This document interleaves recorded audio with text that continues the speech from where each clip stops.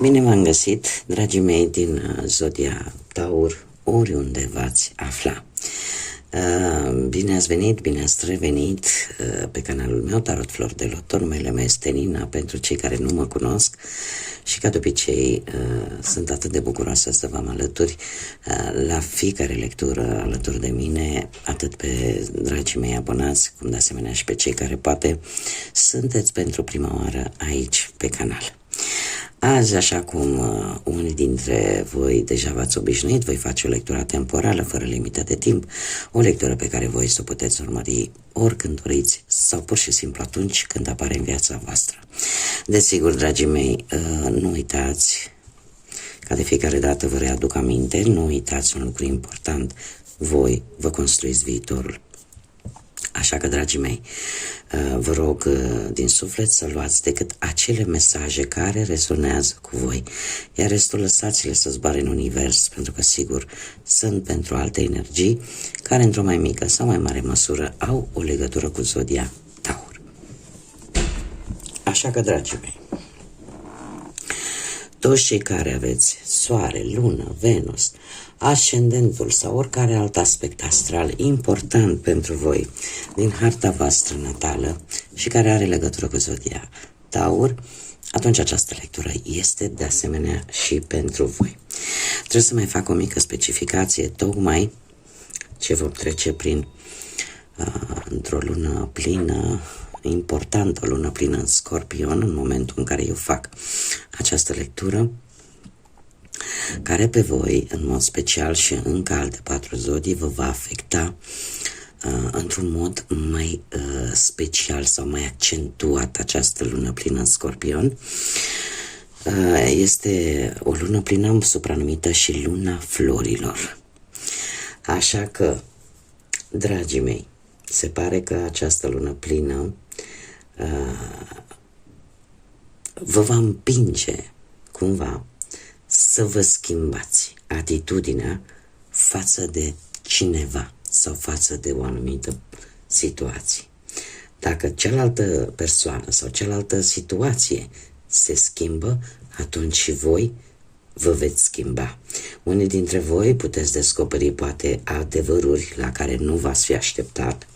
Alții își vor da seama că poate stau într-o anumită relație, într-o anumită situație, pur și simplu din obișnuință și nu pentru că ceva mult mai important vă leagă de respectiva situație sau de respectiva relație.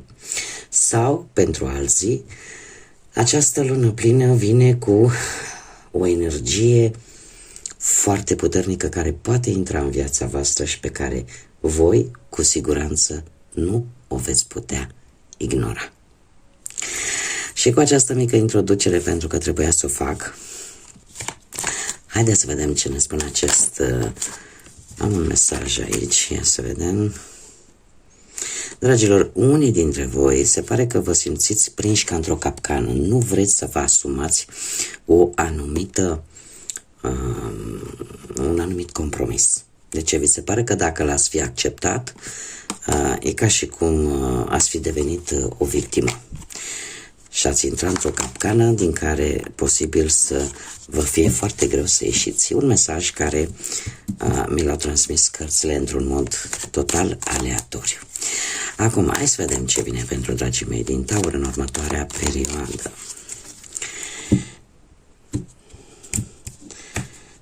Ce ne spune acest oracol Panta? Dragilor, la voi ceva aici s-a ajuns la sfârșitul său natural. Ceva a murit, ceva poate fi o situație, poate să fie poate chiar și o energie, ceva a ajuns la punctul său final. Cu ceva timp în urmă, ceva s-a întâmplat, cum să spun eu, nu ați putut evita o anumită situație. Nu s-a putut evita sub nicio formă. Acum, în acest moment, totuși, trecând peste acest final inevitabil, totuși în acest moment sunteți plini de speranțe, sunteți plini de dorințe, visați. Unii dintre voi poate la o casă, alții poate visează la o relație, Cert este că aveți foarte multe vise, sau dacă nu vise, unul singur, dar foarte important pentru voi, care, cum am mai spus, poate să aibă legătură cu casa sau cu posibil o afacere, iar următoarea perioadă pentru voi se pare că va veni ori cu găsirea sufletului pereche, ori cu o stabilitate și o consistență mult mai mare, la care probabil că nici voi nu v-ați fi așteptat, iar pentru alții ne vorbește de acea iubire eternă. Veți redescoperi sau veți descoperi că anumite lucruri chiar pot fi eterne sau pot trece timpul într-o manieră atât de frumoasă. Haideți să vedem ce ne spune tarotul, dragii mei, din Taur pentru voi în următoarea perioadă. Ce vine pentru dragii mei din Taur? Nu știu dacă sunteți nerăbdători sau dacă pur și simplu sunteți cu capul în 20.000 de lucruri. Haideți să vedem despre ce e vorba. Pe plan profesional, dragii mei, ați avut o perioadă, unii dintre voi, destul de bună, ați fost destul de optimiști, ați avut o perioadă destul de pozitivă în ceea ce privește viața voastră, munca, viața voastră profesională. În prezent, totuși, vi se fac niște oferte foarte tentante. Posibil oferte de noi joburi sau oferte de, uite, te muți în cutare loc că e mai bine și câștigi mai mult. În general, cam tot ce are legătură cu viața profesională. Toate aceste oferte pe voi, cât de curând o să vă pună în situația de a lua o decizie importantă. Acum eu o să mai pun încă o carte, dragilor. Decizia pe care voi o veți lua în următoarea perioadă, nu știu dacă zodia Leu sau Gemeni vă spune ceva pe planul ăsta profesional, dar cert este că această decizie va fi poate asupra schimbării locului de muncă sau asupra unei mutări profesionale. Pentru unii, pentru alții poate să fie legat de o afacere familiară, de o afacere între prieteni sau o afacere chiar cu propria voastră pereche. Dar trebuie să vă spun că înainte de a lua sau după ce veți lua această decizie, veți obține o clarificare. Veți vedea cu mai multă claritate care este adevărul, care este dacă ați făcut ceea ce este corect. Și pentru mulți dintre voi va apărea așa un nou stil de viață, un nou proiect de viață în ceea ce privește activitatea voastră profesională.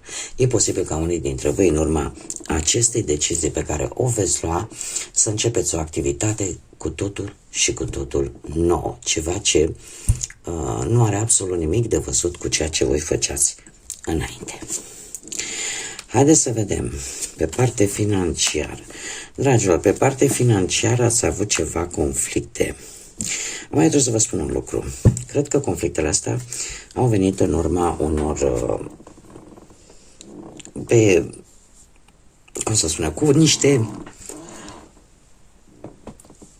cu niște familiari. Probabil pe vreo moștenire sau pe o anumită sumă de bani. Cert este că au fost niște tensiuni din cauza unor anumite sume de bani sau din cauza unor lucruri care au valoare mare în bani. În prezent încă nu vreți să vă lăsați, vă susțineți punctul de vedere, știți că sunteți și pe o poziție de putere în care și posibil să vă fi luat prin surprindere anumite lucruri, anumite persoane, atitudinea unor anumite persoane vis-a-vis de partea asta financiară, dar se pare că încercați să vă apărați cât este mai bine și știți cum e, v-ați construit, ca să zic așa, un zid de apărare. Ce pot eu să vă spun? Că următoarea perioadă pentru voi cu acest 10 de monede, se pare că norocul este cumva de partea voastră și e posibil chiar să aveți parte de respectiva moștenire sau de o sumă de bani din care are legătură cu trecutul. Ce trebuie să specific? Faptul că această abundență vine în funcție de ce necesități aveți voi, care într-adevăr pot avea legătură cu vreo moștenire sau pot avea legătură cu niște bani din trecut pentru care s-a dus o dispută. Haideți să vedem pe plan sentimental. Pe plan sentimental, dragii mei, pentru cei care sunteți într-o relație, nu știu dacă ați avut de-a face cu justiția în ultimul timp. Totuși, nu știu dacă s-a pronunțat, poate pentru unii dintre voi, poate o hotărâre judecătorească, un divorț, ceva, sau voi ați intentat ceva legat de justiție, vreun divorț, pentru că vorbim de viața sentimentală. Și trebuie să vă spun că dragilor, chiar și în acest moment, unii dintre voi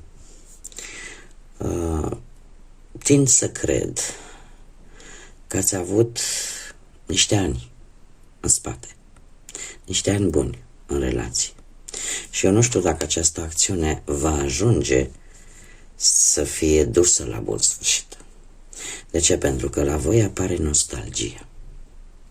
Nostalgia trecutului.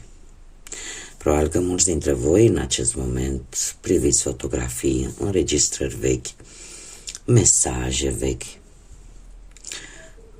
nu știu, tot ce ține de trecutul vostru sentimental. Și apare această nostalgie a trecutului.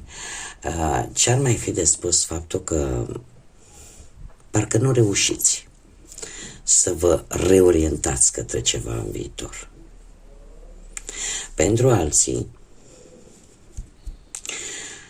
e posibil să apară cineva din trecutul vostru îndepărtat. Vreo fostă.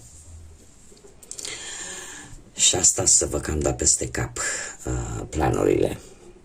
Cert este că următoarea perioadă, cu acest 7 de monede, asta îmi zice că apar pentru unii dintre voi, vor apărea rezolvări.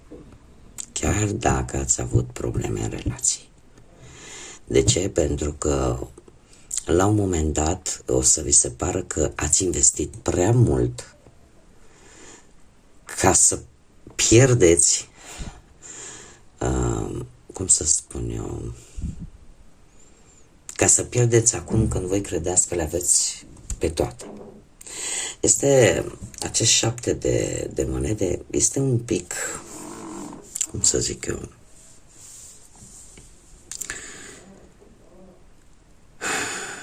vă gândiți că viața e prea scurtă. Unii dintre voi se gândesc la acest lucru. Timpul e prea scurt ca să-l pierdeți decât în probleme, să-l pierdeți în stări de conflict, poate. Pentru alții, acest 7 de monede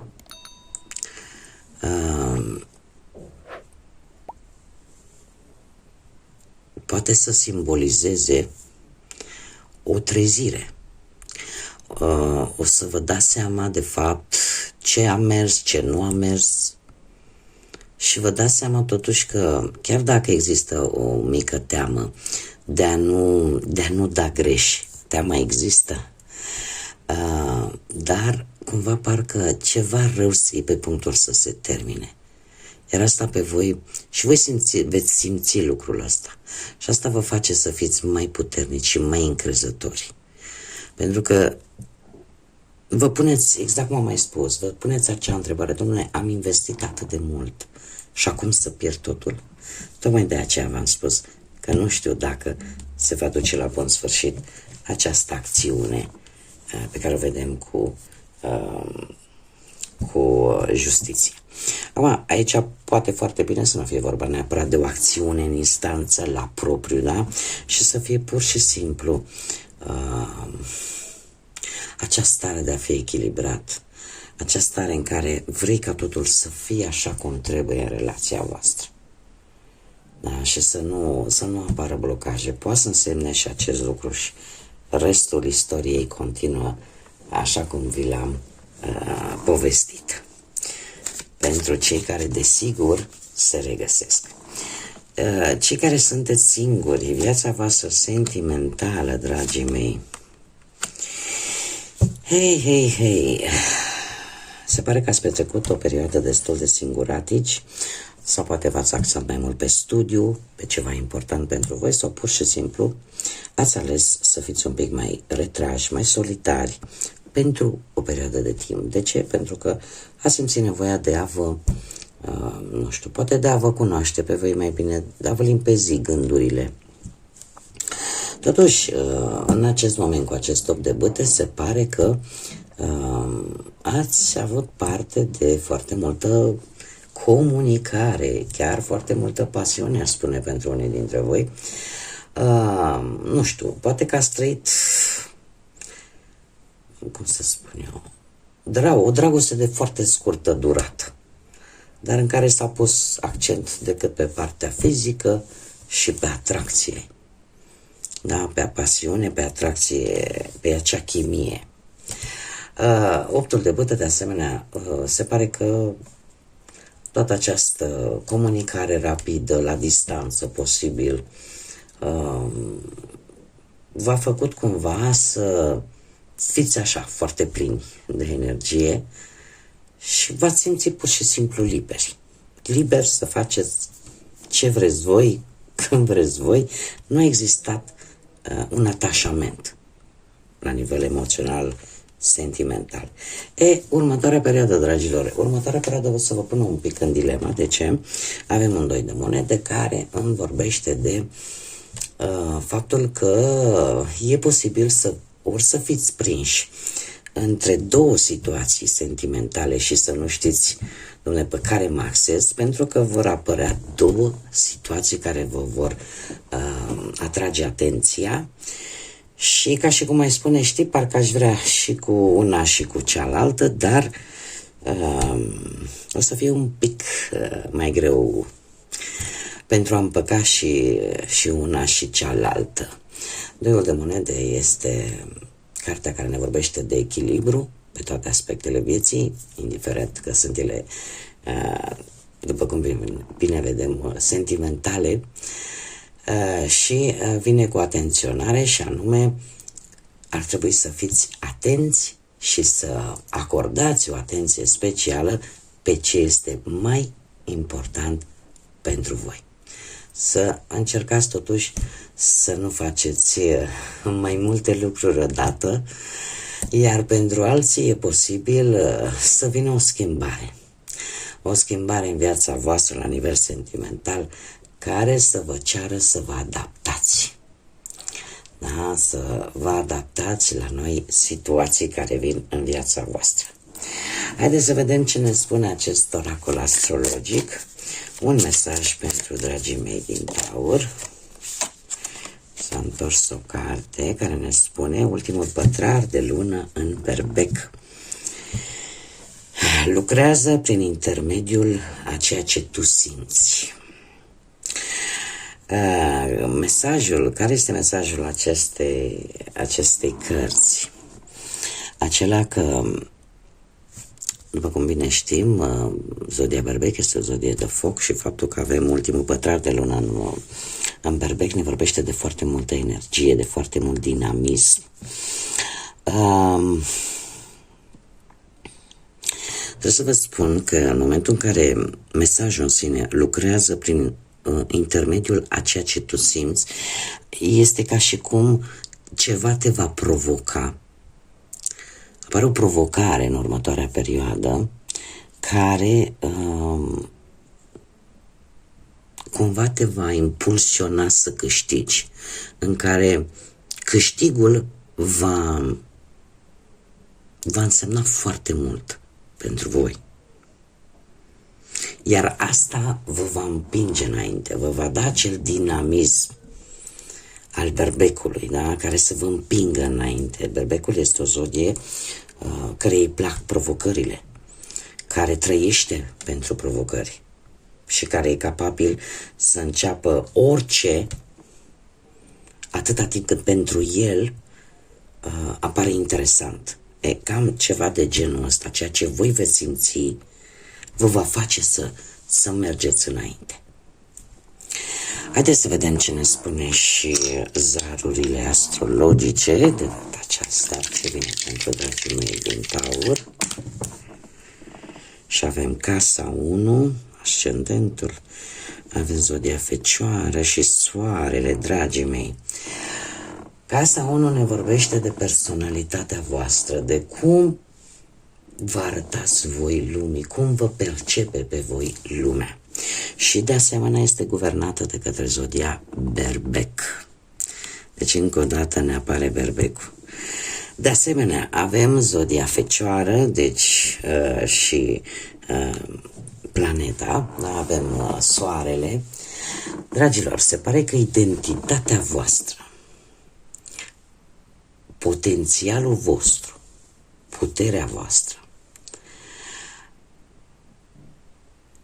cumva va aduce un, cum să spun eu, va fi ceva foarte important pentru voi. Va apărea așa ca o motivație care te va împinge înainte, care pur și simplu te va face să simți că trăiești pur și simplu. E posibil să apară o anumită situație care să vă ocupe tot timpul, dar cumva acest lucru să vă motiveze, așa cum bine am văzut, să vă motiveze și să vă împingă către înainte. Faptul că avem zodia Fecioară, asta îmi vorbește de o atenție foarte mare la detalii, la cum veți fi percepuți, vedem foarte bine cu ascendentul, da, cu prima casă, cum veți fi percepuți voi de către ceilalți. Următoarea perioadă pentru voi va fi o perioadă importantă, pentru că e ca și cum mai spune, îmi pasă de cum mă percep ceilalți, îmi pasă de cum vreau să le arăt că pot, vreau să le arăt care e adevăratul meu potențial. Vreau să-i arăt care este adevărata mea putere. Și lucrul ăsta va veni în urma unei situații foarte importante, așa cum am mai spus, care pentru voi vă va ocupa, e adevărat, poate o bună bucată din timpul vostru, dar veți avea o motivație foarte importantă. Cum am mai spus, zodia Fecioară implică această atenție mărită la tot ce este mic, la detalii și faptul că veți fi dispuși, chiar poate unii dintre voi, să eliminați ceea ce nu vă este necesar și de asemenea apare această implicare, dedicație, vă dedicați foarte mult timp pentru ceva care pe voi vă va preocupa, vă va motiva.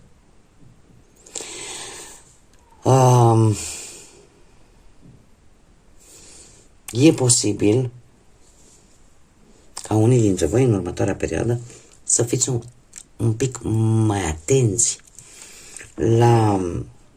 la cum am mai spus, cu casa 1, cu ascendentul, cum vă percepe lumea. Mai ales aceste mesaje, mai ales pentru cei care știți că aveți ascendentul în Fecioară. Dar lumea vă va percepe, cum să spun eu, așa cum voi vă doriți. Se va vedea puterea voastră, energia voastră, potențialul vostru. Bun, dragii mei, cam atât am avut pentru voi de data aceasta. Vă mulțumesc din suflet pentru atenția voastră și ca de fiecare dată mulțumesc dragilor mei abonați pentru răbdarea lor, pentru înțelegerea lor și pentru faptul că sunteți mereu alături de mine, chiar și în momentele mai puțin benefice pentru mine. Eu vă mulțumesc din suflet pentru prezența voastră de fiecare dată și până în data viitoare, când ne vom reîntâlni, vă doresc tot binele din lume, să aveți parte de realizări, de tot ce vă doriți, de multă energie pozitivă și, desigur, să fiți iubiți, dragilor.